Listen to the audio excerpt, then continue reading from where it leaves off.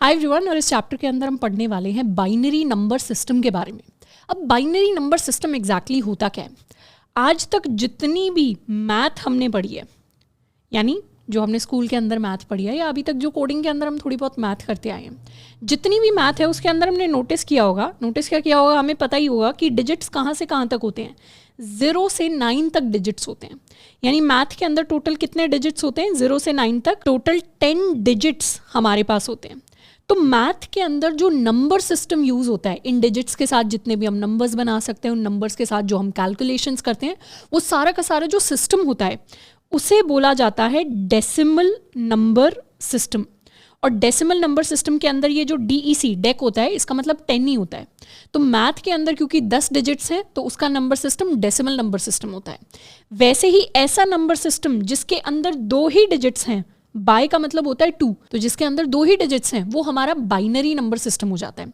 अब binary number systems का computers या C++ से क्या कनेक्शन है? जब भी हम कंप्यूटर्स की बात करते हैं, हमने ऑलरेडी थोड़ा बहुत डिस्कस कर रखा है। कंप्यूटर्स क्या है? एक इलेक्ट्रॉनिक मशीन है एट दी एंड। कोई भी कंप्यूटर, कोई भी लैपटॉप, उसे हमारी भाषा समझ में नहीं आती, उसे C++ भी समझ में नहीं आती है। उसे सिर्फ इलेक्ट्रिकल सिग्नल समझ में आता है कि क्या करंट पास कर रहा है या फिर नहीं कर रहा। जिस स्टेट में मशीन से करंट पास करता है उस स्टेट को कहा जाता है स्टेट 1, और जिस स्टेट में कोई करंट पास नहीं करता उसे हम कहते हैं 0। तो ये 0 और 1 2 डिजिट्स हैं जिनसे पूरा का पूरा मशीन का नंबर सिस्टम बना हुआ है।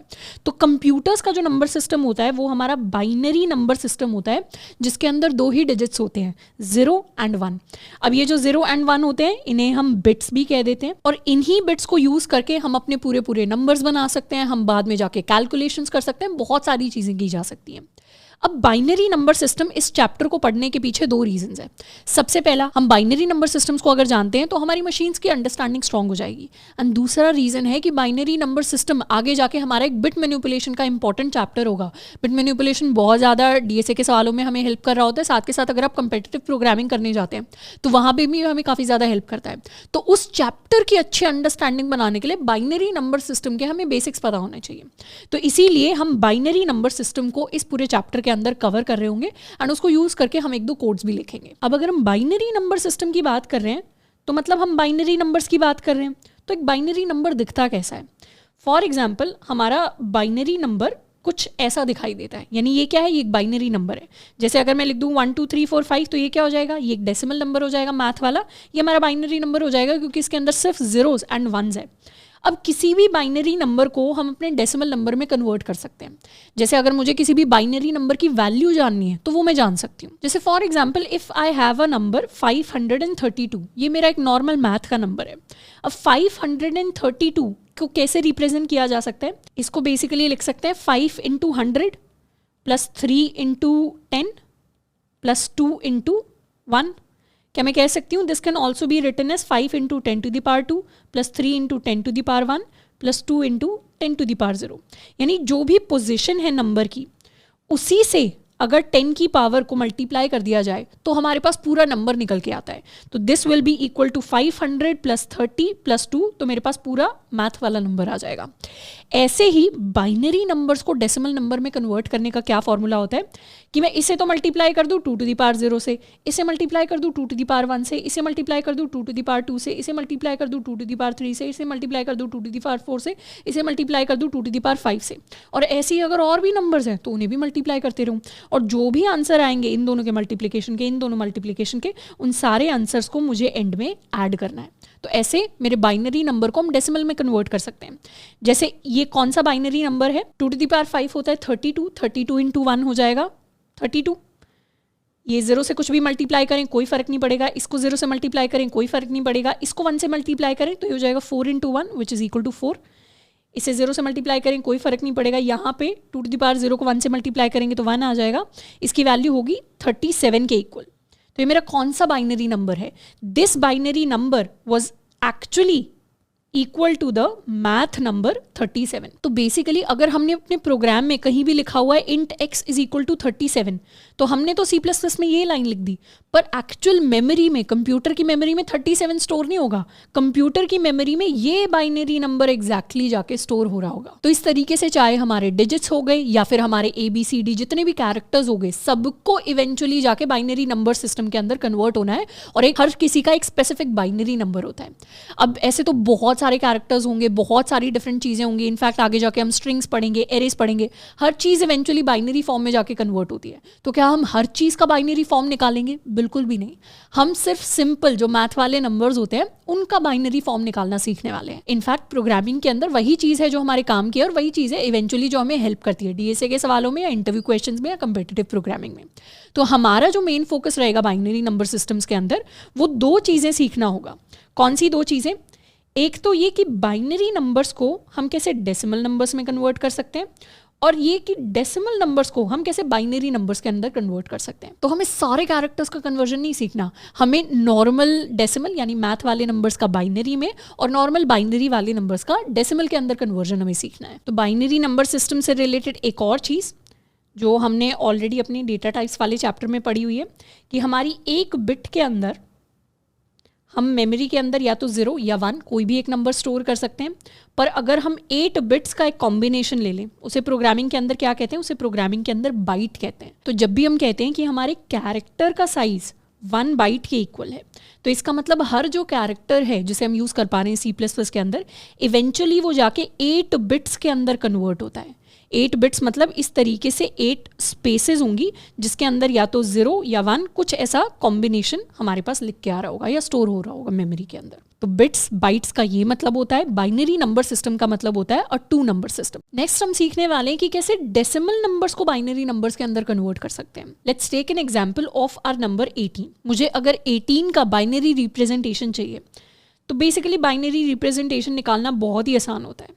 हमने ऑलरेडी बात की हुई है कि हम हर एक जो मैथ का नंबर है उसके इंडिविजुअल डिजिट्स को कैसे प्रिंट करवा सकते हैं, ये हमने सवाल सॉल्व किया था। तो let's suppose if I have a number 989231, तो इसके सारे डिजिट्स को अगर मुझे निकालना है तो कैसे निकालते थे? हर बार इसे 10 से डिवाइड करते थे और मॉड्यूलो निकाल लेते थे, रिमाइंडर निकाल लेते थे। तो 10 से डिवाइड करके रिमाइंडर निकला तो 1 आ गया, 10 से डिवाइड करके अगली बार रिमाइंडर निकला तो 3 आ गया, 10 से डिवाइड करके अगली बार रिमाइंडर निकला तो 2 आ गया। इस तरीके का हमारा कुछ लॉजिकल प्रोसेस रहता था। वही लॉजिकल प्रोसेस है, बस इस बार डिविजन 10 से नहीं करना, इस बार डिविजन 2 से करना है। देखते हैं कैसे। तो बेसिकली 18 का अगर मुझे बाइनरी रिप्रेजेंटेशन चाहिए तो हम इसे हर बार 2 से डिवाइड करेंगे। This process is very similar to जो हम 6th-7th क्लास के अंदर LCM निकाला करते थे। तो LCM निकालने का जो प्रोसेस होता था वो ऐसा ही होता था, रिपीटेड डिविजन्स विद 2। तो 18 को सबसे पहले अगर हम 2 से डिवाइड करेंगे तो आंसर 9 आएगा। रिमाइंडर क्या आएगा? रिमाइंडर आएगा 0। 9 को 2 से डिवाइड करेंगे तो आंसर आएगा हमारे पास 4 और रिमाइंडर आएगा 1 के इक्वल। 4 को 2 से डिवाइड करेंगे तो आंसर आएगा 2 और रिमाइंडर आएगा 0। 2 को 2 से डिवाइड करेंगे, आंसर आएगा 1 और रिमाइंडर आएगा 0। बेसिकली हमें तब तक डिवाइड करना है जब तक लास्ट में या तो 1 नहीं आता या 0 नहीं आता, मतलब स्मॉलेस्ट डिजिट नहीं आता। अब इस नंबर को हमें बैकवर्ड्स देखना है, बैकवर्ड्स यानी नीचे से ऊपर की तरफ। तो नीचे से ऊपर की तरफ अगर मैं इस नंबर को लिखूं तो it will be equal to 10010। तो ये हमारा binary number is equal to 18 of decimal. तो ये मैंने कन्वर्ट कर दिया 18 को उसकी बाइनरी रिप्रेजेंटेशन में। इनफैक्ट मैं स्लाइड चेंज करके देखूं तो यही नंबर था जिसको हमने 18 डेसिमल के अंदर कन्वर्ट किया था। अब नेक्स्ट और थोड़ा सा अपनी अंडरस्टैंडिंग को डीपन करते हैं कि how can we convert a binary number to a decimal number. जैसे यहाँ पर हमें ये बाइनरी नंबर दिया हुआ है, इसकी हमें डेसिमल रिप्रेजेंटेशन फाइंड आउट करनी है। इस नंबर को लिख लेते हैं 10010। तो डेसिमल में कन्वर्ट करने के लिए हमें इसे मल्टीप्लाई करना पड़ेगा 2 to the power 0 से, इसे 2 to the power 1, 2 to the power 2, 2 to the power 3 and 2 to the power 4 से। आंसर हमारे पास आने वाला है, ये वैल्यू हो जाएगी 0 के इक्वल, ये हो जाएगा 2, ये हो जाएगा 0, ये हो जाएगा 0 and this will be equal to 16। तो फाइनल आंसर हमारे पास होगा 18। तो जो नंबर 18 है मतलब मैथ का नंबर 18, इसे हम ऐसे भी लिखते हैं मैथमेटिकल टर्म्स में 18 ऑफ 10। ये थ्योरी है, मतलब इस तरीके से रिप्रेजेंट किया जाता है कभी भी कॉलेज एग्जाम्स में अगर आपसे पूछा जा रहा है तो 18 to the base 10। बेस 10 क्यों? क्योंकि मैथ के अंदर कौन सा बेस यूज हो रहा है? मैथ के अंदर बेस 10 पे सारे कैलकुलेशंस वर्क करते हैं, क्योंकि वो 10 डिजिट नंबर सिस्टम है। पर बाइनरी 2 डिजिट नंबर सिस्टम है तो उसे हम बेस 2 बोलते हैं। तो इसे लिखेंगे is equal to 10010 of base 2। तो ये लाइन अगर हमें कहीं भी दिखाई देती है, इसका क्या मतलब है कि बाइनरी नंबर सिस्टम यानी 2 बेस वाले नंबर सिस्टम के अंदर ये जो नंबर है this is equal to 18 of 10 digit number system. तो डेसिमल का 18 इज इक्वल टू बाइनरी का दिस नंबर। तो इस तरीके का रिप्रेजेंटेशन अगर हमें कहीं कॉलेज के अंदर या फिर किसी इंटरव्यू में अगर दिया जाता है, मान लेते हैं इंटरव्यूअर हमसे कुछ सॉल्व कराने की कोशिश करें बाइनरी नंबर सिस्टम में, तो हमें उस रिप्रेजेंटेशन का मतलब समझ में आना चाहिए जो बेसिकली मैंने अभी बताया। अच्छा, बाइनरी नंबर सिस्टम से रिलेटेड एक और चीज़, for example if I write something like this. अब अगर इस नंबर की मैं बात करूं या इस नंबर की मैं बात करूं या इस नंबर की मैं बात करूं, ये तीनों ही बाइनरी के अंदर नंबर 1 है, यानी 1 ऑफ 10 है। ये बाइनरी नंबर सिस्टम्स के अंदर जो शुरू वाले जीरोज होते हैं ना, जैसे डेसिमल में हम शुरू वाले जीरोज इग्नोर कर दें या एक्स्ट्रा लगा दें तो कोई फर्क नहीं पड़ता। मतलब अगर मैं 989 लिखूं या मैं 00989 लिखूं, दोनों का ही सेम मतलब होता है मैथ के अंदर। वैसे ही बाइनरी के अंदर भी शुरू वाले स्टार्टिंग वाले जो जीरोज होते हैं वो अननेसेसरी होते हैं। मतलब अगर हम उन्हें ऐड कर दें तो भी मतलब वही रहेगा और उन्हें रिमूव कर दें तो भी मतलब वही रहेगा। तो अगर मैं 18 नंबर को एक बाइट के अंदर स्टोर कराने की कोशिश करती हूँ, जैसे ये मेरा नंबर है 18 और एक बाइट में कितने स्पेसेस हैं, एक बाइट में 8 स्पेसेस हैं जिन्हें मुझे फिल करना है। तो ये नंबर कैसे स्टोर होगा, इसका फर्स्ट डिजिट यहाँ पर आकर स्टोर होगा, 1 यहाँ पर आकर स्टोर होगा, 0 यहाँ आएगा, नेक्स्ट 0 हमारे पास यहाँ आएगा, नेक्स्ट 1 यहाँ आएगा, और बेसिकली बाकी जो स्पेसेस बचती हैं वो हमारी 0 से फिलअप होंगी। तो नंबर ये 18 ही है, शुरुआत की जगह बस 0 से फिलअप हो जाती है। तो इस तरीके से किसी भी बाइनरी नंबर को हम डेसिमल रिप्रेजेंटेशन के अंदर कन्वर्ट कर सकते हैं। एक और क्वेश्चन सॉल्व करते हैं इससे related, convert 37 to its binary representation. तो 37 को बाइनरी में कन्वर्ट करने के लिए कुछ नहीं करना, रिपीटेडली 2 से डिवाइड करना है। 37 को 2 से डिवाइड किया, आंसर में आ गया हमारे पास 18, रिमाइंडर क्या रह गया, रिमाइंडर रह गया 1। 18 को अब 2 से डिवाइड करेंगे, आंसर आएगा 9, रिमाइंडर आएगा 0। 9 को 2 से डिवाइड करेंगे, आंसर आएगा 4, रिमाइंडर आएगा 1। 4 को 2 से डिवाइड करेंगे, आंसर आएगा 2, रिमाइंडर आएगा 0। 2 को 2 से डिवाइड करेंगे, आंसर आएगा 1, रिमाइंडर आएगा 0। अब इसे बैकवर्ड्स हम देख लेंगे, तो पहले हम 1 लिखेंगे, फिर हम 0 लिखेंगे, फिर हम ये 0 लिखेंगे, फिर हम ये 1 लिखेंगे, फिर हम ये 0 लिखेंगे एंड फिर हम ये 1 लिखेंगे। तो this value in binary is equal to 37 of decimal. तो इस तरीके से किसी भी बाइनरी नंबर को डेसिमल में कन्वर्ट कर सकते हैं और किसी भी डेसिमल नंबर को हम बाइनरी नंबर के अंदर कन्वर्ट कर सकते हैं। अच्छा, डेसिमल टू बाइनरी कन्वर्ट करने का एक छोटा सा शॉर्टकट भी होता है जो हम कभी कभी यूज़ कर सकते हैं। जैसे जब भी हम डेसिमल टू बाइनरी कन्वर्ट करने का सोच रहे हैं, तो basically to form a number what are we doing, we are combining powers of 2। जब भी हम किसी नंबर को फॉर्म कर रहे हैं तो उसमें 2 to the power 0, 2 to the power 1, 2 to the power 2, 2 to the power 3, 2 to the power 4, 5, 6, इस तरीके से हम बहुत सारी 2 की जो पावर्स हैं उनको कंबाइन करके किसी भी नंबर को बना रहे हैं। जैसे अगर हम इस नंबर की बात करें, लेट मी रिमूव दिस, अगर मैं इस बाइनरी नंबर की बात करूँ 100101, तो इस नंबर को क्रिएट करने के लिए मैंने क्या किया है, मैंने बहुत सारी स्पेसेस थी उनको फिल किया है, या तो 0 से या 1 से। तो इसके नीचे अगर मैं पावर्स ऑफ 2 लिख दूँ, मैं आपको असली मतलब समझाने की कोशिश कर रही हूँ कि नंबर में इंटरनली क्या चल रहा है। अगर ये पावर्स ऑफ 2 थी तो 1 और 0 डिसाइड कर रहा है कि इस पावर को मुझे लेना है या नहीं लेना। जो पावर 1 से मल्टीप्लाई होगी उसको लिया जाएगा, जो पावर 0 से मल्टीप्लाई हो जाएगी उसका आंसर ही 0 हो जाएगा, तो उस पावर को हम इग्नोर कर देंगे। तो basically every binary number is a combination of powers of 2। तो अगर मुझे बिना कैलकुलेशन किए हुए 37 का बाइनरी रिप्रेजेंटेशन चाहिए, तो इसमें सबसे पहला हिंट तो मुझे यहाँ मिलेगा कि 37 एक ऑड नंबर है। जब भी कोई ऑड नंबर होता है, सारी पावर्स ऑफ 2 में से हमेशा एक ही पावर है जो ऑड है और उसको हमेशा ऐड करना पड़ेगा हर ऑड नंबर के लिए। वो कौन सी पावर है, वो पावर है 2 to the power 0। 2 to the power 0 1 होता है। तो जितने भी ऑड नंबर्स हैं हमारे मैथ के अंदर, उन्हें अगर बाइनरी के अंदर कन्वर्ट करें तो सारे के सारे नंबर्स में जो हमारी ये 0th बिट है, इसको फर्स्ट पोजिशन वाली बिट बोल लें, ये फर्स्ट वाली बिट हमेशा ऑन होगी। मतलब फर्स्ट वाली बिट पे हमेशा 1 आएगा, क्योंकि इस पावर को ऐड करना ज़रूरी है to eventually get to an odd number. तो मुझे पता चल जाएगा 37 के अंदर मेरा जो ये वाली स्पेस है, दिस इज इक्वल टू 1। जिस भी नंबर के अंदर ये फर्स्ट वाली बिट 1 होती है मतलब वो एक ऑड नंबर होता है, जिसमें 0 होती है मतलब वो एक इवन नंबर होता है। दूसरा एक काफ़ी स्ट्रॉन्ग तरीका है, शॉर्टकट ये है कि हमें क्या करनी है, जितनी भी पावर्स ऑफ 2 हैं उनमें ये चेक करो कौन सी ऐसी पावर है जो लेस देन या इक्वल टू 37 है। मतलब सबसे बड़ी ऐसी 2 की पावर ढूंढने की कोशिश करो जो 37 के सबसे पास है, बस उससे बड़ी नहीं है, या तो इक्वल है या उससे छोटी है, पर सबसे करीब है 37 के। तो हमारे लिए वो पावर हो जाएगी 2 to the power 5। 2 to the power 5 होता है 32, तो मतलब ये फिफ्थ वाली जो बिट है ना, ये तो 1 ही 1 होगी, मतलब मुझे 32 को जोड़ लेना है। अब देख लो क्या इससे कम वाली हम जोड़ सकते हैं?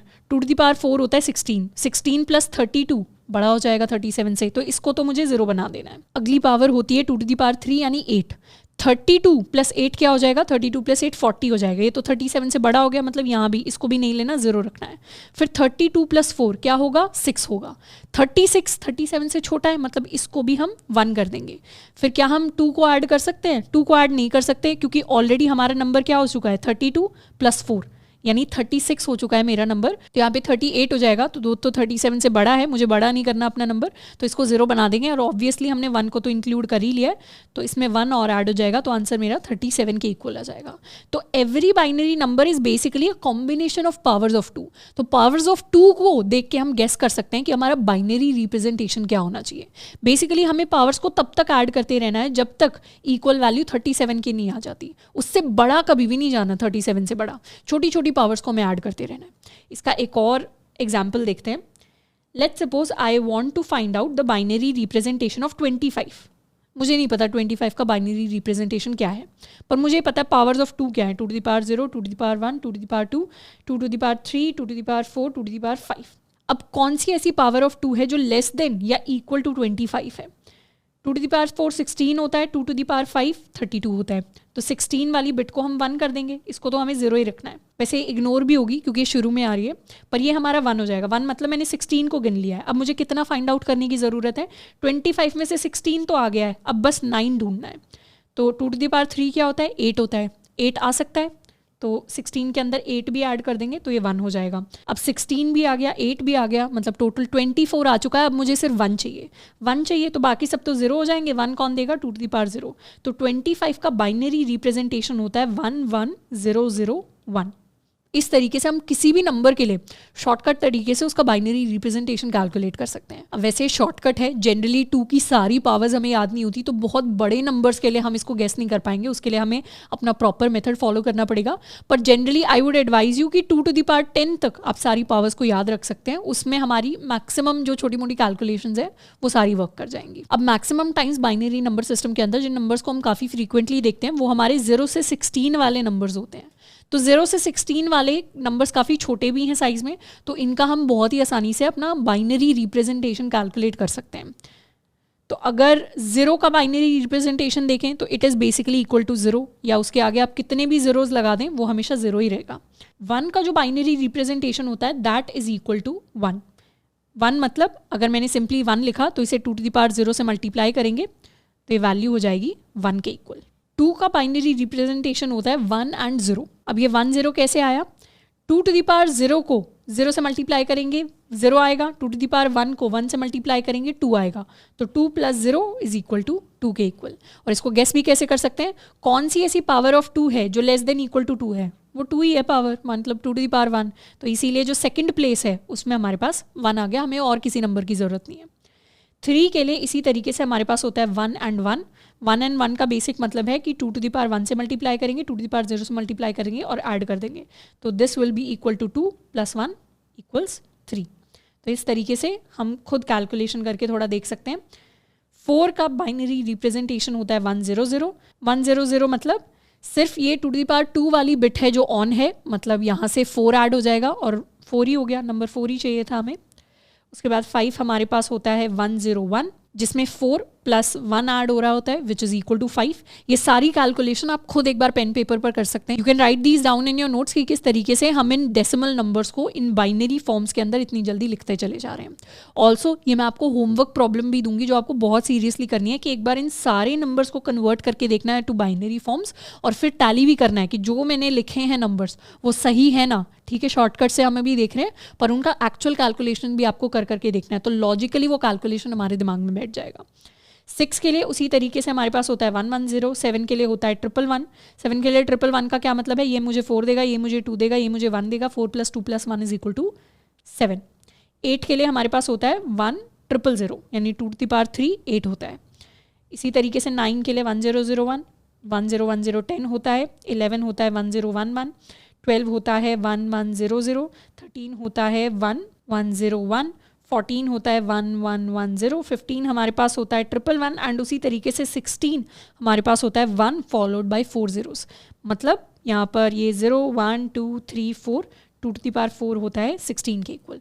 तो इस तरीके से हमारे पास सारे के सारे बाइनरी फॉर्म्स आ जाते हैं 1 से लेके 16 तक नंबर्स के। ये आपको टैली करने हैं और शॉर्टकट से भी टैली करके देखना, एक्चुअल कैलकुलेशन से भी टैली करके देखना। अब एक चीज़ इन नंबर्स के साथ हम ऑब्जर्व कर पा रहे होंगे एंड दैट थिंग इज़ कि जैसे जैसे हमारा नंबर बड़ा हो रहा है वैसे वैसे उसके नंबर ऑफ बिट्स भी बड़े हो रहे हैं। मतलब अगर मुझे सिर्फ 1 से लेके 7 तक नंबर्स को स्टोर कराने थे तो मुझे कितने बिट्स चाहिए थे? मुझे तो 3 ही बिट्स की ज़रूरत थी। 3 बिट्स के अंदर पूरा का पूरा डेटा मेरे पास स्टोर हो जाता। पर जैसे ही मुझे 8 को स्टोर कराना पड़ा मुझे 4 बिट्स की ज़रूरत पड़ गई। मतलब मेमोरी के अंदर जो मुझे जगह रिक्वायर्ड है 8 को स्टोर करने के लिए वो जगह ज़्यादा है as compare two numbers 0 to 7। वैसे ही अगला शिफ्ट आया 15 पर। मेमोरी के अंदर 15 या उससे छोटे नंबर्स 4 बिट्स के अंदर सेव हो जाएंगे, पर जैसे ही आप 16 पर जाओगे और उससे बड़े नंबर्स को देखोगे उन्हें अब 5 बिट्स चाहिए। फिर एक पॉइंट आएगा जब 6 बिट्स की ज़रूरत पड़ेगी। तो ऐसे ही जैसे जैसे हमारा डेटा बढ़ता है वैसे वैसे उसे मेमोरी के अंदर जगह भी ज़्यादा चाहिए उस डेटा को स्टोर कराने के लिए। तो इसी रीज़न की वजह से प्रोग्रामिंग के अंदर डेटा टाइप्स का कॉन्सेप्ट आता है। डेटा टाइप्स बेसिकली हमें रेंज बताते हैं अपने डेटा की कि किस रेंज में, रेंज यानी कि किस साइज़ का डेटा हम स्टोर कर सकते हैं अपनी मेमोरी के अंदर। क्योंकि हो सकता है कि आज मैंने एक इंटीजर लिया x is equal to 5। Let's suppose my integer is x is equal to 5। अब ये जो 5 नंबर है इसे स्टोर करने के लिए तो 3 ही बिट्स चाहिए मुझे मेमोरी के अंदर। ये तो 1 बाइट से भी कम है। तो आज हो सकता है मेरे x के अंदर मैंने 5 स्टोर किया हो, पर कल को हो सकता है कि मैं अपनी मेमोरी के अंदर 5 को हटाकर नेक्स्ट जो नंबर स्टोर करूं दैट इज इक्वल टू 16। अब 5 तो 3 ही बिट्स में आ रहा था, पर 16 कितनी बिट्स लेता है? 16 तो 5 बिट्स लेता है। तो ये 2 एक्स्ट्रा बिट्स एज सच हमारी मेमोरी के अंदर नहीं आ सकती। क्यों नहीं आ सकती? क्योंकि जब हमने वेरिएबल्स पढ़ा था तब हमने सीखा था कि मेमोरी के अंदर जब भी वेरिएबल क्रिएट होता है मेमोरी के अंदर इंटरनली क्या होता है, एक जगह एक प्लॉट है जो रिजर्व हो जाता है। इसका नाम x हो गया और उसके अंदर वैल्यू 5 जाके स्टोर हो गई। हम इस प्लॉट को बाद में रीसाइज नहीं कर सकते। रीसाइजिंग वाला काम होता है C++ के अंदर, पर वो डायनेमिक मेमोरी एलोकेशन के अंदर होता है जो डिफरेंटली वर्क करती है। प्रिमिटिव डेटा टाइप्स के अंदर साइज हमारा स्टैटिक रहता है, मतलब कांस्टेंट रहता है। तो जो प्लॉट एक बार मेरे वेरिएबल को मिल गया वो अब बड़ा नहीं हो सकता साइज के अंदर, ना वो छोटा हो सकता। तो इसीलिए हम पहले ही एक फिक्स्ड साइज या पहले एक रेंज डिफाइन कर लेते हैं कि जितना डेटा हमें स्टोर कराना है उससे थोड़े से बड़े साइज का ही प्लॉट लेंगे जो सारे के सारे इंटीजर वैल्यू को स्टोर कर लेगा। तो अगर हम आज अपने वेरिएबल के अंदर 5 वैल्यू को स्टोर करा रहे हैं तो हो सकता है आज उसे सिर्फ 3 ही बिट्स रिक्वायर्ड हो, पर कल को हो सकता है कोई बड़ा नंबर आ जाए। तो इसीलिए इंटीजर का साइज 4 बाइट्स दिया गया है which is equal to 32 bits, कि काफी बड़ा नंबर भी हमारी उस मेमोरी लोकेशन के अंदर आके स्टोर हो पाए। तो इसीलिए जितने भी डेटा टाइप्स होते हैं उनका एक स्पेसिफिक फिक्स साइज होता है और उनकी एक स्पेसिफिक रेंज होती है। वो रेंज छोटे नंबर्स को डिफाइन करने के लिए नहीं होती, वो रेंज बड़े नंबर्स पे एक लिमिट डालने के लिए होती है कि इस साइज का नंबर इस डेटा टाइप के अंदर आ पाएगा या फिर नहीं आ पाएगा। तो इन कंक्लूजन हमारे जो डेटा टाइप्स होते हैं उनका एक फिक्स साइज होता है so that they can accommodate larger values in them. एक और क्वेश्चन सॉल्व करते हैं इससे related. Convert 37 to its binary representation. तो 37 को बाइनरी में कन्वर्ट करने के लिए कुछ नहीं करना, रिपीटेडली 2 से डिवाइड करना है। 37 को 2 से डिवाइड किया, आंसर में आ गया हमारे पास 18। रिमाइंडर क्या रह गया? रिमाइंडर रह गया 1। 18 को 2 से डिवाइड करेंगे, आंसर आएगा 9, रिमाइंडर आएगा 0। 9 को 2 से डिवाइड करेंगे, आंसर आएगा 4, रिमाइंडर आएगा 1। 4 को 2 से डिवाइड करेंगे, आंसर आएगा 2, रिमाइंडर आएगा 0। 2 को 2 से डिवाइड करेंगे, आंसर आएगा 1, रिमाइंडर आएगा 0। अब इसे बैकवर्ड्स हम देख लेंगे। तो पहले हम 1 लिखेंगे, फिर हम 0 लिखेंगे, फिर हम ये 0 लिखेंगे, फिर हम ये 1 लिखेंगे, फिर हम ये 0 लिखेंगे एंड फिर हम ये 1 लिखेंगे। तो this value in binary is equal to 37 of decimal. तो इस तरीके से किसी भी बाइनरी नंबर को डेसिमल में कन्वर्ट कर सकते हैं और किसी भी डेसिमल नंबर को हम बाइनरी नंबर के अंदर कन्वर्ट कर सकते हैं। अच्छा, डेसिमल टू बाइनरी कन्वर्ट करने का एक छोटा सा शॉर्टकट भी होता है जो हम कभी कभी यूज़ कर सकते हैं। जैसे जब भी हम डेसिमल टू बाइनरी कन्वर्ट करने का सोच रहे हैं तो basically to form a number what are we doing? We are combining powers of 2। जब भी हम किसी नंबर को फॉर्म कर रहे हैं तो उसमें 2 to the power 0, 2 to the power 1, 2 to the power 2, 2 to the power 3, 2 to the power 4, 5, 6, इस तरीके से हम बहुत सारी 2 की जो पावर्स हैं उनको कंबाइन करके किसी भी नंबर को बना रहे हैं।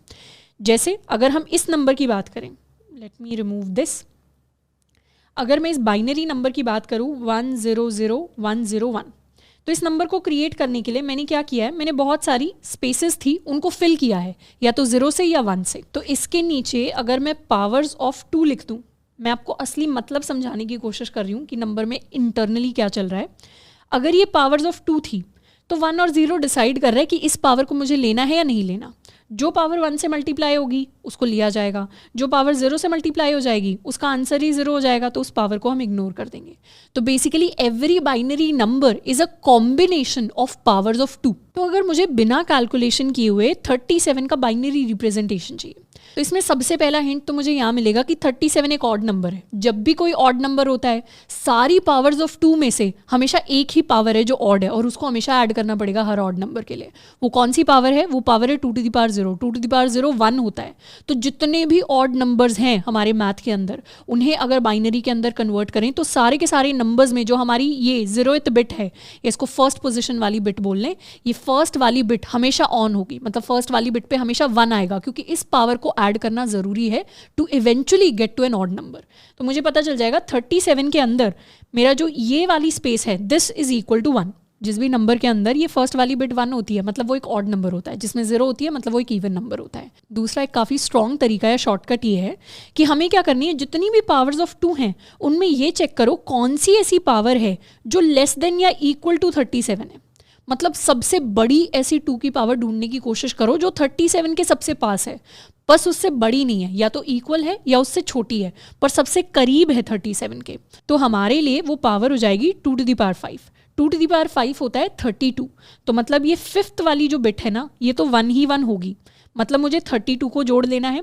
अब देख लो क्या इससे कम वाली हम जोड़ सकते हैं? 2 टू द पावर 4 होता है 16। 16 प्लस 32 बड़ा हो जाएगा 37 से, तो इसको तो मुझे 0 बना देना है। अगली पावर होती है 2 टू द पावर 3 यानी 8। 32 प्लस 8 क्या हो जाएगा? 32 प्लस 8 40 हो जाएगा। ये तो 37 से बड़ा हो गया, मतलब यहाँ भी इसको भी नहीं लेना, 0 रखना है। फिर 32 प्लस 4 क्या होगा? 6 होगा। 36 37 से छोटा है, मतलब इसको भी हम 1 कर देंगे।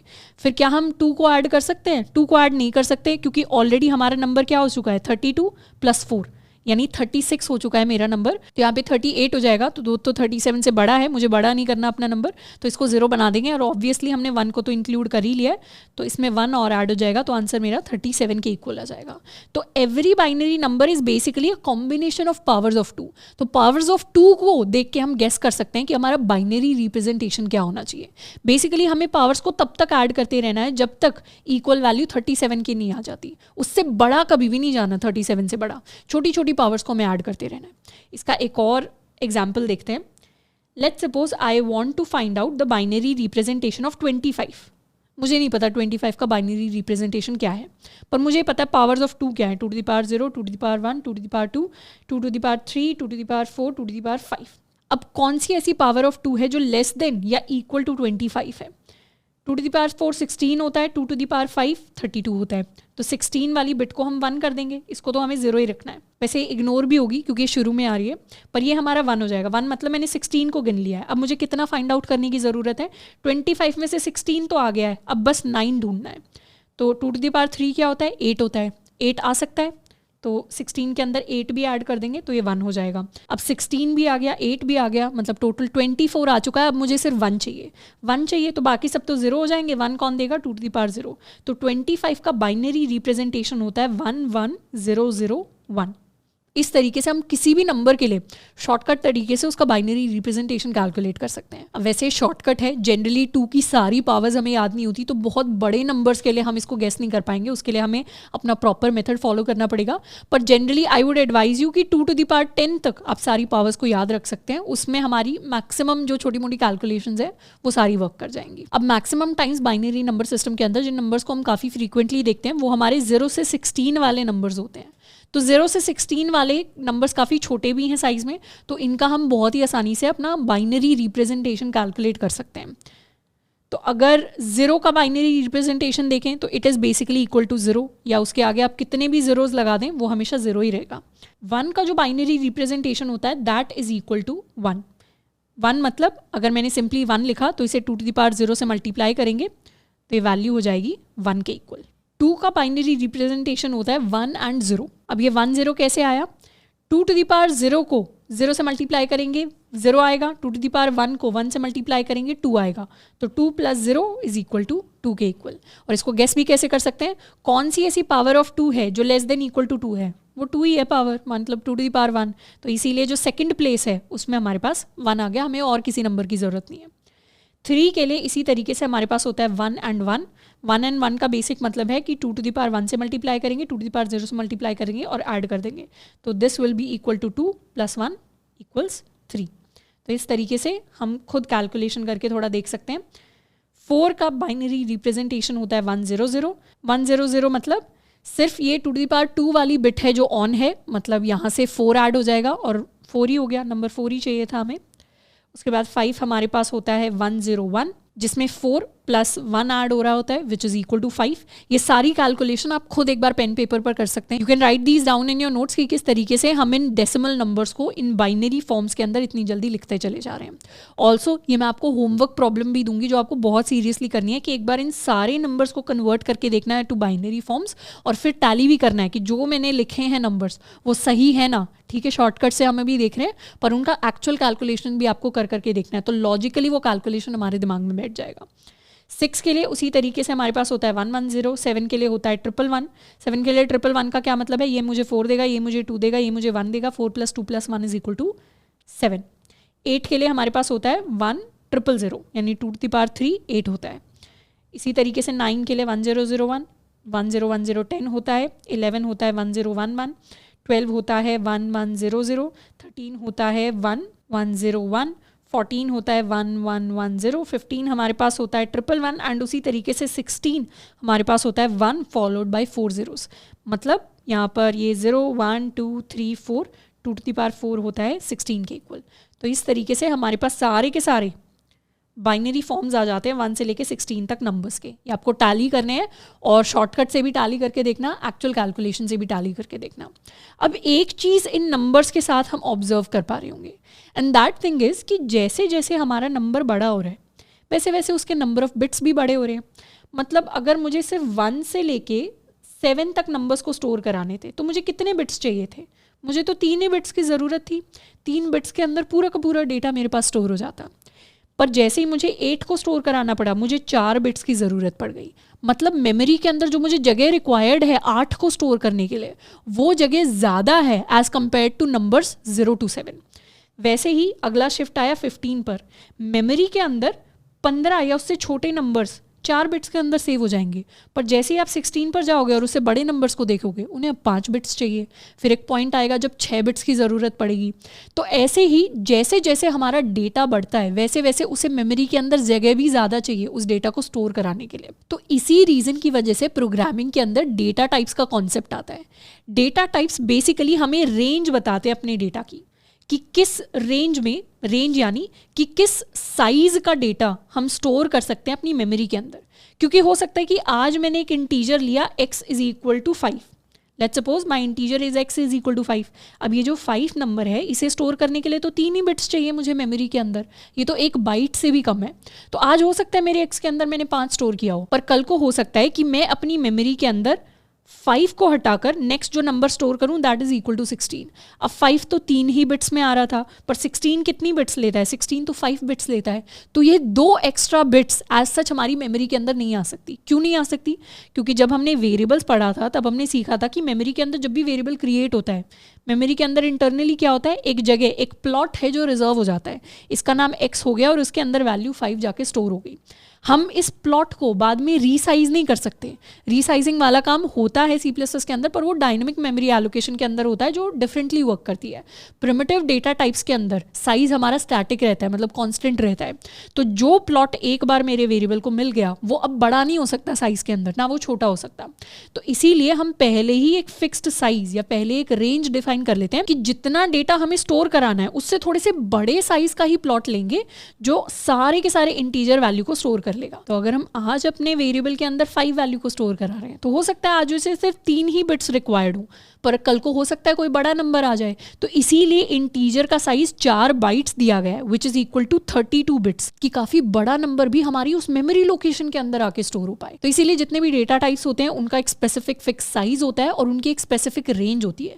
वो रेंज छोटे नंबर्स को डिफाइन करने के लिए नहीं होती, वो रेंज बड़े नंबर्स पे एक लिमिट डालने के लिए होती है कि इस साइज का नंबर इस डेटा टाइप के अंदर आ पाएगा या फिर नहीं आ पाएगा। तो इन कंक्लूजन हमारे जो डेटा टाइप्स होते हैं उनका एक फिक्स साइज होता है so that they can accommodate larger values in them. अब नेक्स्ट हम कोड लिखने वाले हैं to convert from binary to decimal.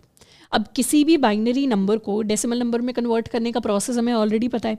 जैसे हमारे पास अगर 101 है तो उसे डेसिमल में कैसे कन्वर्ट करेंगे, हम एक एक करके अपना लास्ट डिजिट निकालेंगे और उसे 2 की पावर से मल्टीप्लाई कर देंगे। तो ये 2 टू द पावर 0 से मल्टीप्लाई होगा, फिर हमारी पावर अपग्रेड होकर 2 टू द पावर 1 होगी और फिर हम नेक्स्ट लास्ट डिजिट निकालेंगे, ये मल्टीप्लाई होगा, फिर पावर अपग्रेड होगी, फिर नेक्स्ट लास्ट डिजिट निकालेंगे तो ये होगा, फिर जो भी हमारे पास रिजल्ट आते जा रहे थे, इसका रिजल्ट 1 था, इसका रिजल्ट 0 था, इसका रिजल्ट हमारे पास 4 था, इन सारे रिजल्ट्स को हम ऐड कर देंगे and the final answer will be my decimal number. तो इस पूरे प्रोसेस का अब हम C++ कोड लिखने वाले हैं। तो अपना कोड लिखने के लिए I can make a function, इसे void कह देते हैं अभी के लिए, और इसे हम नाम दे देंगे बाइनरी टू डेसिमल।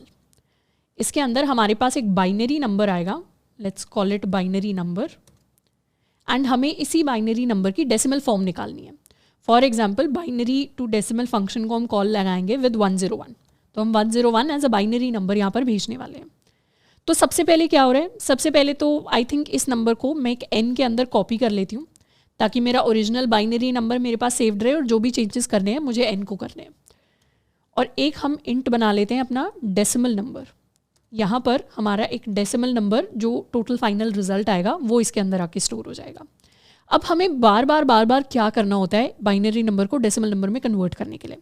सबसे पहले तो हमें लास्ट डिजिट निकालना होता है हर बार नंबर का। इस नंबर का दोबारा से लास्ट डिजिट निकालो, इस नंबर का दोबारा से लास्ट डिजिट निकालो। और नंबर्स के लास्ट डिजिट निकालने का प्रोसेस हमें ऑलरेडी पता है कि हम क्या करते हैं कि वाइल लूप लगाते हैं, जब तक n greater than equal to 0 है या ग्रेटर देन 0 है तब तक क्या करो, int last digit is equal to n modulo 10 and हर बार n को 10 से डिवाइड कर दो। तो ये हमारा पूरा प्रोसेस होता है हर बार नंबर का लास्ट डिजिट निकालने के लिए। अगर इस लूप को हम रन करेंगे तो हमारे पास पहले 1 प्रिंट होगा, फिर 0 प्रिंट होगा, फिर 1 प्रिंट होगा। ये कोड हम ऑलरेडी लिख चुके हैं। अब जैसे जैसे हमारे पास लास्ट डिजिट आ रहा है वैसे वैसे हमें उसे क्या करना है, 2 की पावर से मल्टीप्लाई करना है।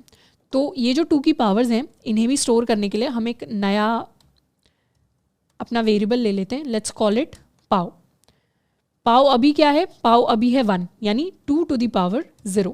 जब हम पाव को 2 से मल्टीप्लाई कर देंगे तो वो क्या हो जाएगा, 2 टू द पावर 1 हो जाएगा, फिर दोबारा 2 से मल्टीप्लाई कर देंगे तो 2 टू द पावर 2 हो जाएगा। और इस तरीके से हमारा जो पावर वेरिएबल है वो बढ़ता रहेगा। अब हर बार लास्ट डिजिट को we are going to multiply with power and ये जो हमारे पास रिजल्ट आएगा इसे हम हर बार ऐड कर देंगे अपने रिजल्ट में यानी डेसिमल नंबर में। तो decimal number plus equal to my last digit plus power and फिर हर बार मुझे पावर को अपडेट करना है बाय मल्टीप्लाइंग इट बाय 2, क्योंकि पहले पावर 2 टू द पावर 0 थी, फिर 2 टू द पावर 1 हो जाएगी, फिर 2 टू द पावर 2 हो जाएगी। तो इस तरीके से पावर हमारी अपडेट होती रहेगी। तो power is equal to power multiplied by 2। Let's save it and last में जाके आफ्टर द वाइल लूप हम सी आउट करा देंगे अपना डेसिमल नंबर। तो this is our proper code to convert a binary number to its decimal form. इसके अंदर हमने 101 भेजा है जो हमें पता है ऑलरेडी कि 5 होता है। एक बार इसे वेरीफाई भी कर लेते हैं। So the answer is equal to 5। उसी तरीके से 1010 हमारे पास 10 के इक्वल होता है, तो the answer is equal to 10। 1011 11 होना चाहिए and the answer is equal to 11। इसका एक बार मैं रिकैप भी कर देती हूँ। हमने शुरुआत की अपने किसी भी बाइनरी नंबर n के साथ और हमने एक रिजल्ट ले लिया जिसको हमने शुरू किया 0 के साथ। हमने एक पावर वेरिएबल ले लिया जिसकी पावर 2 टू द पावर 0 से स्टार्ट हो रही है और हर बार पावर अपडेट होती चली जाएगी। अब हर बार हमें अपने नंबर का लास्ट डिजिट निकालना है, लास्ट डिजिट से अभी जो पावर चल रही है उसके साथ मल्टीप्लाई करना है और उसे अपने रिजल्ट के अंदर ऐड कर देना है। और हर बार जैसे ही हमारा ये काम हो जाएगा तो हम अपनी पावर को अपडेट कर देंगे नेक्स्ट नंबर के लिए एंड साथ के साथ अपने नंबर को छोटा कर देंगे ताकि next time different last digit हम अपने नंबर से निकाल सकें। तो इस तरीके से हमारे पास डेसिमल फॉर्म आ जाएगी। नेक्स्ट हम बात करने वाले हैं डेटा टाइप मॉडिफायर्स के बारे में। इनका काम होता है to alter the meaning of existing data types, यानी जो ऑलरेडी हमने डेटा टाइप्स पढ़े हुए हैं, जैसे कैर पढ़ा हुआ है, इंट पढ़ा हुआ है, डबल पढ़ा हुआ है, इन एग्जिस्टिंग डेटा टाइप्स के अगर हम साइज़ को, उनकी रेंज को अगर मॉडिफाई करना चाहते हैं तो हर डेटा टाइप के सामने हम कुछ कुछ मॉडिफाइज को यूज़ कर सकते हैं। जैसे अगर मैंने सिंपली इंट लिखा तो इंट का अपना एक साइज़ है एज अ डेटा टाइप, पर इस साइज़ को अगर मुझे बढ़ाना है तो मैं इसे लॉन्ग इंट लिख सकती हूँ, या अगर मुझे कम करना है तो मैं इसे शॉर्ट इंट लिख सकती हूँ। तो इस तरीके से डिफरेंट डेटा टाइप्स मॉडिफायर्स होते हैं हमारे पास। इसमें से 4 मेन मॉडिफायर्स होते हैं हमारे, long, short, signed and unsigned. तो इनको अब हम डिटेल में पढ़ने वाले हैं। अब सबसे पहले तो एक चीज़ जिसको हम पहले ही जान लेते हैं कि इंट का साइज़ हमने पढ़ा है कि इंट का size is equal to 4 bytes, यानी 32 बिट्स। तो इंट के अंदर कौन सी रेंज से कौन सी रेंज तक के इंटीजर्स हम स्टोर कर सकते हैं। अब ये जो कैलकुलेशन निकल के आती है, this is -2 to the power 31 to 2 to the power 31 - 1। अब इंट की ये रेंज कैसे निकल के आई, हमें पता है इंटीजर के अंदर 32 बिट्स का डेटा स्टोर हो सकता है। तो मतलब हमारे पास जितनी स्पेसेस खाली होंगी एक बाइनरी इंटीजर नंबर को बनाने के लिए, वो कितनी स्पेसेस होंगी, वो बेसिकली 32 स्पेसेस होंगी।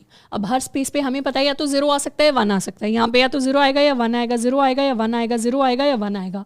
मैथमेटिकली हर स्पेस के पास अपनी जगह भरने के लिए 2 चॉइसेस हैं। यहाँ पे भी 2 चॉइसेस हैं कि या तो 0 आएगा, 1 आएगा, यहाँ भी 2 चॉइसेस हैं, यहाँ भी 2 चॉइसेस हैं, यहाँ भी 2 चॉइसेस हैं। और आपने अगर स्कूल के अंदर परम्यूटेशन कॉम्बिनेशन पढ़ा होगा तो ये टोटल जो चॉइसेस निकल के आती हैं, ये आती है 2 to the power 32 चॉइसेस। यानी कितना बड़ा नंबर आ सकता है पूरे के पूरे इंटीजर के अंदर, क्योंकि 32 स्पेसेस हैं और हर स्पेस के पास 2 नंबर्स की चॉइस है। तो 2 को हम 32 टाइम्स मल्टीप्लाई करेंगे तो it will B 2 to the power 32 choices. पर क्योंकि इंट के अंदर नेगेटिव नंबर्स भी स्टोर होते हैं, तो ये जो 2 to the power 32 नंबर्स हैं, इनमें से आधे नंबर्स नेगेटिव हैं और आधे नंबर्स पॉजिटिव हैं। तो 2 to the power 32 का आधा क्या होता है, 2 to the power 32 divided by 2, this is equal to 2 to the power 31। इसीलिए इंटीजर के अंदर नेगेटिव 2 to the power 31 तक जाते हैं और पॉजिटिव 2 to the power 31 - 1 तक जाते हैं।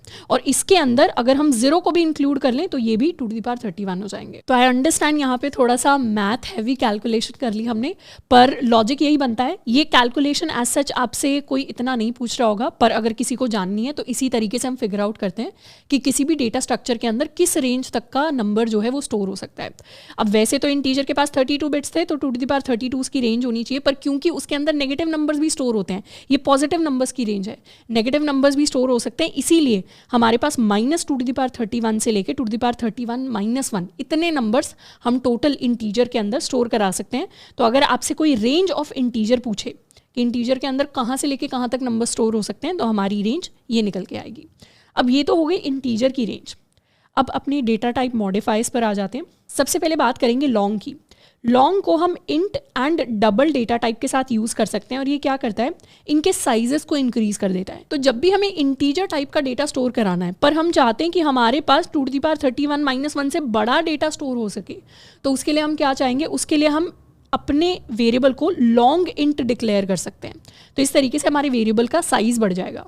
तो एक बार एग्जैक्ट टर्म्स में देख लेते हैं कि हमारे इंट का कितना साइज़ होता है, मतलब उसे कितनी बाइट्स मिलती हैं, और लॉन्ग इंट को कितनी बाइट्स मिलती हैं।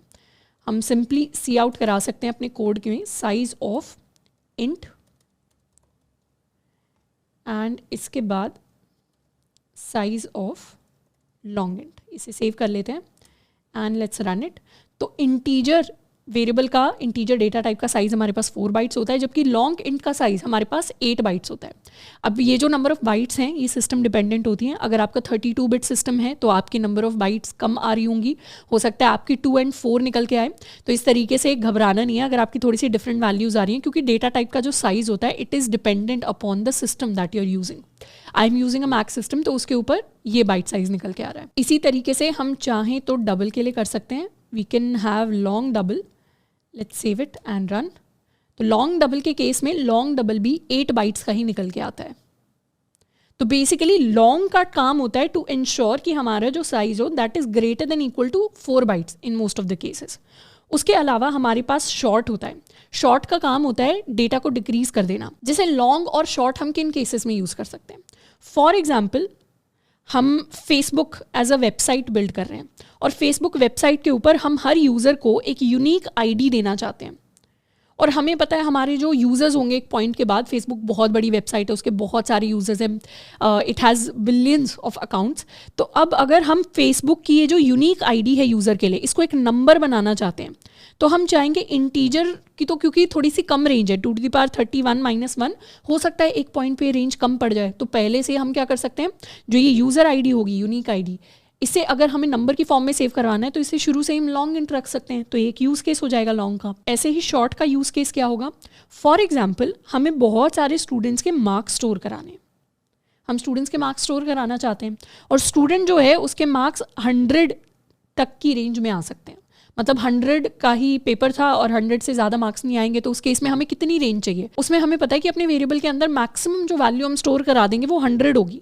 इनफैक्ट अगर नेगेटिव वैल्यूज़ की भी बात करेंगे तो -100 से लेके 100 की रेंज में हम वैल्यू स्टोर करा रहे हैं, या -200 से लेके 200 की रेंज में अगर हम वैल्यू स्टोर करा रहे हैं, तो ये बहुत छोटी रेंज है, इसके लिए हमें पूरे इंटीजर की जगह घेरने की ज़रूरत नहीं है मेमोरी के अंदर। तो ऐसे केसेस के लिए हम शॉर्ट इंट को यूज़ कर सकते हैं। शॉर्ट इंट क्या करता है, हमारी मेमोरी को डिक्रीज कर देता है टू 2 बाइट्स। इसको हम वेरीफाई भी कर सकते हैं, I can write int and short int. तो इस केस में हमारे पास 4 बाइट्स होता है इंटीजर का साइज एंड 2 बाइट्स होता है शॉर्ट इंट का साइज। अब जनरली शॉर्ट को हम इंट के साथ ही यूज़ करते हैं और दूसरे डेटा टाइप्स के साथ यूज़ नहीं करते। एंड इसके साथ में there is one more modifier which is called long long. Long long is basically अगर हमें लॉन्ग इंट से भी बड़ा डेटा चाहिए तो उसके लिए हम लॉन्ग लॉन्ग इंट यूज़ कर सकते हैं। वैसे तो long long int in my machine is equal to 8 bytes which is also equal to long int, पर कई सारे मशीन डिपेंडेंट सिस्टम्स के अंदर लॉन्ग लॉन्ग इंट का ज़्यादा बड़ा साइज होता है as compare to long int. Also कहीं भी अगर किसी भी वेरिएबल को हम लॉन्ग लॉन्ग इंट डिफाइन करना चाहते हैं, let's suppose long long int x is equal to 15, इस तरीके से आई क्रिएटेड अ वेरिएबल, तो यहाँ पे इंट को लिखना ज़रूरी नहीं है। अगर हम कहीं भी अपने कोड के अंदर सिर्फ लॉन्ग लॉन्ग लिखते हैं तो उसका इम्प्लिसिटली कंपाइलर के लिए मतलब होता है कि हम लॉन्ग लॉन्ग इंट को ही डिक्लेयर करने की कोशिश कर रहे हैं। एंड हमारे जो अगले 2 डेटा टाइप मॉडिफायर्स हैं, they are signed and unsigned data type modifiers. अब बाय डिफ़ॉल्ट सारे के सारे जो इंटीजर वैल्यूज़ होती हैं, सारे के सारे जो हमारा जो इंट डेटा टाइप होता है, it is a signed data type. तो बाय डिफ़ॉल्ट सारी की सारी जो इंटीजर वैल्यूज़ होती हैं वो साइंड वैल्यूज़ होती हैं। साइंड वैल्यू होने का मतलब है कि पॉजिटिव नंबर्स भी उसके अंदर स्टोर होते हैं और नेगेटिव नंबर्स भी उसके अंदर स्टोर होते हैं। तभी तो हमारे पास रेंज आती है -231 टू 2 प्लस पॉजिटिव 231 -1 की हमारे पास रेंज आ रही होती है। पर जो इंपॉर्टेंट मॉडिफायर है इनमें से दैट इज़ अनसाइंड।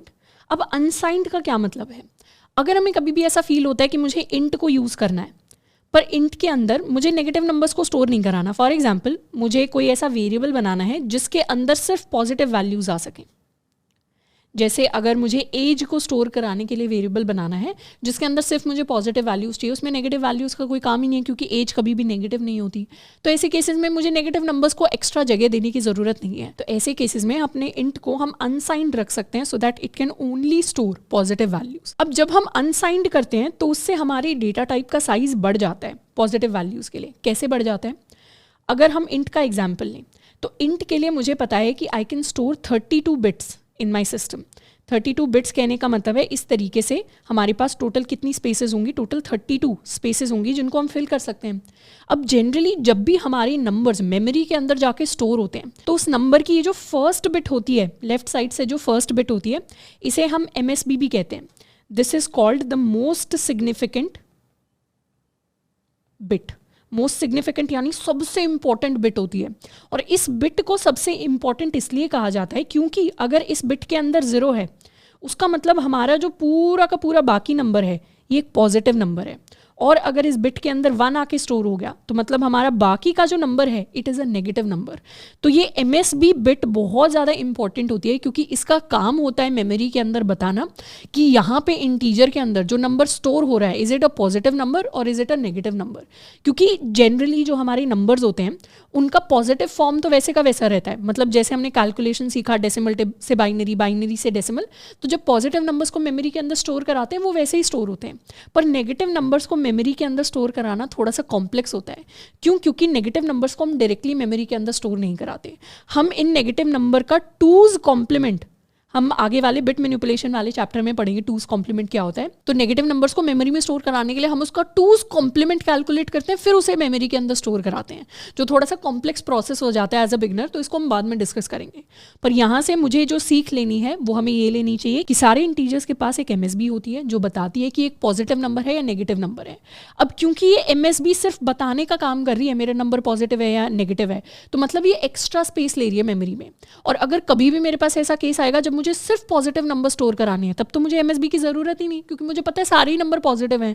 तो मेरे लिए ये जो एक एक्स्ट्रा बिट है ये फ्री अप हो जाती है, ये खाली हो जाती है।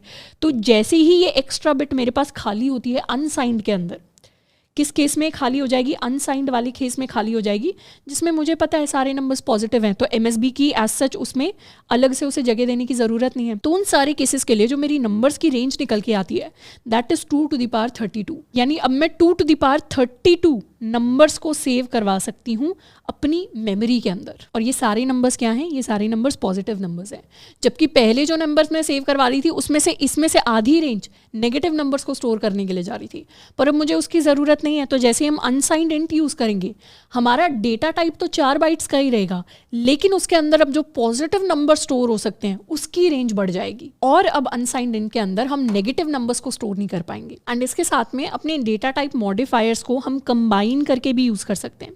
जैसे फॉर एग्जाम्पल मुझे किसी भी स्टूडेंट की एज को स्टोर कराना है या किसी भी पर्सन की एज को स्टोर कराना है, तो इसके लिए जो मैं वेरिएबल बनाना चाहती हूँ, अब मुझे पता है age can only be positive, तो ये मेरे पास एक अनसाइंड इंट होना चाहिए। तो इसको हम अनसाइंड इंट बना सकते हैं, बट क्योंकि पॉजिटिव भी है और एज की रेंज उतनी बड़ी नहीं है, तो इस पूरे वेरिएबल को हम अनसाइंड शॉर्ट इंट भी बना सकते हैं, शॉर्ट इंट एज।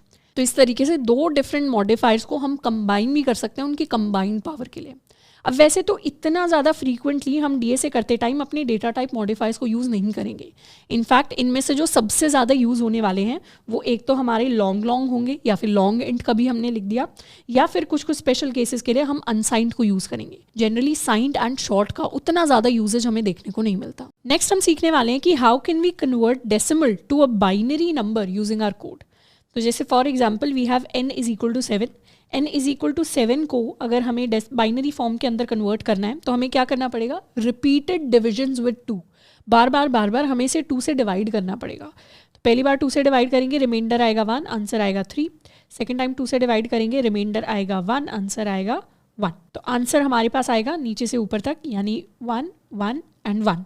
अब इसका प्रोसेस लॉजिकली कैसा दिखता है उसको समझने के लिए let's try to do the same thing for some different number. Let's take n is equal to 4.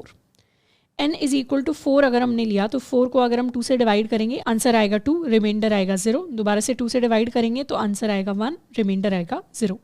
And backwards जाएंगे तो फाइनल नंबर हमारे पास आना चाहिए 100 के इक्वल। क्या मैं कह सकती हूँ कि n इज इक्वल टू 4, मतलब किसी भी नंबर n के साथ 4 के साथ अगर हमने स्टार्ट किया तो 4 के लिए बेसिकली मुझे 2 के साथ सबसे पहले तो उसका रिमाइंडर निकालना है। तो 2 के साथ रिमाइंडर हो जाएगा 0 के इक्वल, मतलब दिस वैल्यू।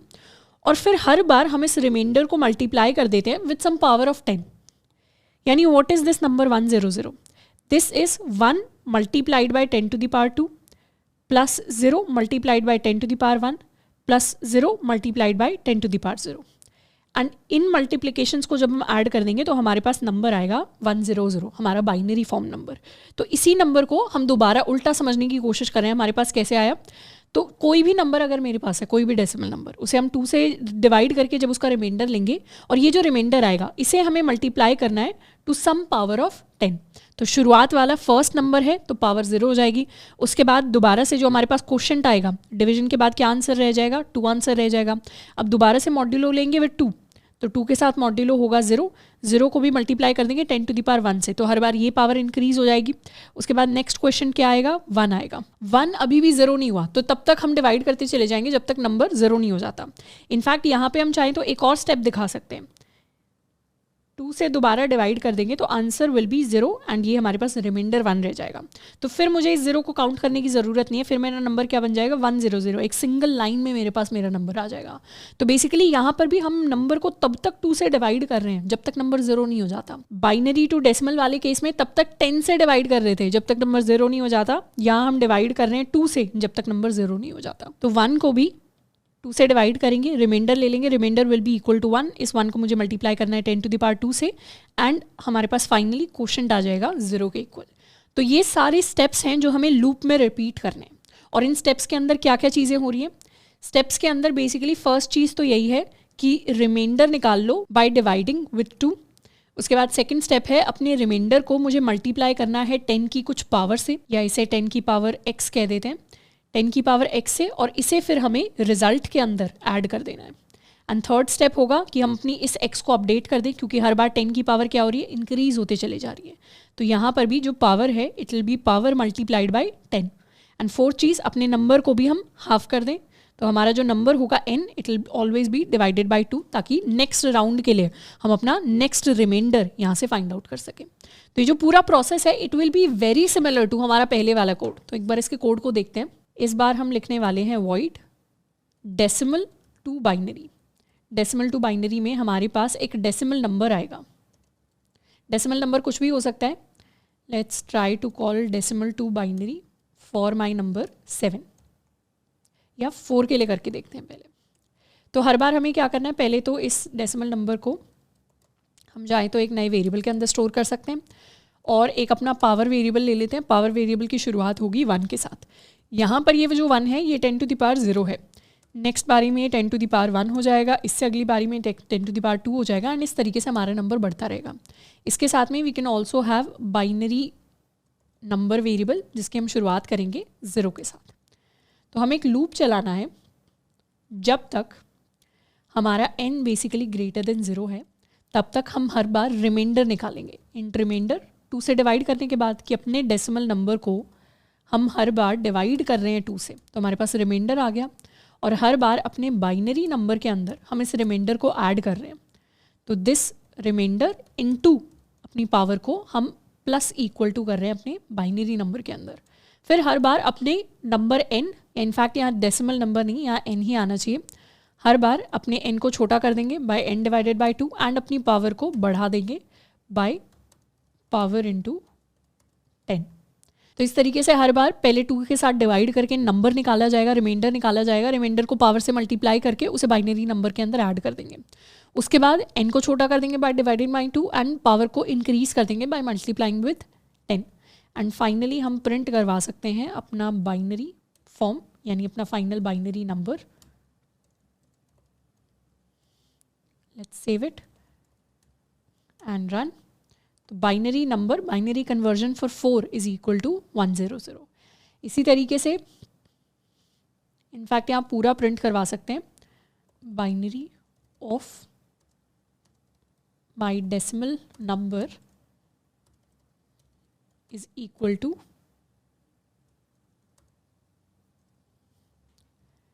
तो if I try to calculate the binary of 5 it will be 101। यहाँ पर if I try to calculate the binary of 10 it will be 1010, कुछ इस तरीके से। तो दोनों कोड्स के अंदर एक तो सिमिलैरिटी हमें थोड़ी सी देखनी है। सिमिलैरिटी वही है, मतलब काम वही सेम सा हो रहा है दोनों कोड्स के अंदर। हमारे पास नंबर आ रहा है बाइनरी नंबर, यहाँ पे भी हमारे पास डेसिमल नंबर आ रहा है। हम अपना रिजल्ट ले रहे हैं 0 से इनिशियलाइज कर रहे हैं, यहाँ पे भी रिजल्ट 0 से स्टार्ट हो रहा है। यहाँ पे पावर 2 टू द पावर 0 से स्टार्ट हो रही है, यहाँ पर पावर 10 टू द पावर 0 से स्टार्ट हो रही है। जब मुझे डेसिमल में कन्वर्ट करना है तो हर बार नंबर को 10 से डिवाइड करके उसका रिमाइंडर लेना पड़ेगा, और हर बार नंबर को 10 से डिवाइड करना पड़ेगा, और पावर्स 2 में वर्क कर रही होंगी, क्योंकि ऑलरेडी बाइनरी नंबर है। तो बाइनरी नंबर का डेसिमल फॉर्म 2 से मल्टीप्लाई करके आता है, पर जब भी डेसिमल को बाइनरी में करते हैं तो यहाँ पे डिवाइड तो 2 से करना है, जैसे हम प्रोसेस में देखते हैं, पर क्योंकि डेसिमल नंबर है तो डेसिमल नंबर का फॉर्म उसको 10 से मल्टीप्लाई करके आता है। तो सिर्फ 2 ही पैरामीटर्स यहाँ पे इंपॉर्टेंट है कि एक तो पावर के लिए हम कौन सी वैल्यू यूज़ कर रहे हैं, एंड बेस यानी डिवाइड करने के लिए हम कौन सी वैल्यू को यूज़ कर रहे हैं। तो आई होप कि बाइनरी नंबर सिस्टम का ये जो चैप्टर है इसने काफ़ी सारे नए कॉन्सेप्ट्स हमें सिखाए होंगे। अभी हमने बाइनरी नंबर सिस्टम के सारे कॉन्सेप्ट्स नहीं सीखे हैं, बिट मैनिपुलेशन वाला जो हमारा बड़ा इंपॉर्टेंट चैप्टर होता है, जो प्रैक्टिकल यूजेज सिखाएगा बाइनरी नंबर सिस्टम का, वो अभी बाकी है, जिसके अंदर हम काफ़ी सारे डिफरेंट सवाल सॉल्व करने वाले हैं। पर इस चैप्टर के अंदर पहली बार हमें हो सकता है चीज़ें थोड़ी सी हार्ड लग रही हों, तो हार्ड लगें चीज़ें तो उन्हें छोड़ना नहीं है, उन्हें अच्छे से कंप्लीट करना है, क्योंकि कॉन्सेप्ट्स इंपॉर्टेंट है अंडरस्टैंडिंग पॉइंट ऑफ व्यू से। आई अंडरस्टैंड ये चैप्टर थोड़ा सा मैं मैथमेटिकल लग रहा होगा, पर फिर भी थोड़ा सा एक्स्ट्रा टाइम अगर लग जाए तो भी इन कॉन्सेप्ट्स को हमें करना है, क्योंकि कभी कभार ये काफ़ी सारे इंटरव्यू क्वेश्चंस के अंदर इनडायरेक्टली पूछ लिए जाते हैं या यूज़ हो जाते हैं किसी क्वेश्चन को सॉल्व करने में, या फिर डायरेक्टली भी इंटरव्यूअर आपसे पूछ सकता है कि बाइनरी नंबर का डेसिमल कन्वर्जन क्या होगा या डेसिमल का बाइनरी कन्वर्जन क्या होगा।